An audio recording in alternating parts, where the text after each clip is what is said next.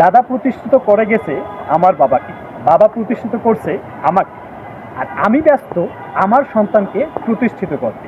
3 প্রজন্মের পর প্রাকৃতিক নিয়মে আমার সন্তান আমার বাবাকে দাদা হিসেবে মনে ধারণ করলেও আমার বাবার বাবাকে অর্থাৎ আমার দাদাকে ধারণ করার কোনো রকম সম্ভাবনা নেই। ফলাফল, আপনি চুরি করেন, ডাকাতি করেন, ছিনতাই করেন, ঘুষ সুদ যাই করে টাকা ইনকাম করেন না কেন, কবরে যেতে হবে খালি হাতে।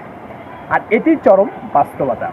আপনার পাপের ও হারামের ইনকামের আট্টালিকায় 3 প্রজন্মের পর আপনাকেই ভুলে যাবে। অর্থাৎ দুনিয়াতে আপনার জন্য অবশিষ্ট কিছুই থাকবে না। যতটুকু আমল সাথে নিয়ে যাবেন তাই হবে আপনার শেষ সম্বল। তাই দুনিয়ামুখী না হয়ে আখিরাতমুখী হন। কেননা নামাজ, রোজা, হজ, জাকাত ব্যক্তির নিজের, আর বাকি সব দুনিয়ার মোহ। তাই নিজেকে সময় দিন, একটিবার হলে ভাবুন যে কি নিয়ে যাচ্ছেন কবরে নিজের জন্য। ধন্যবাদ।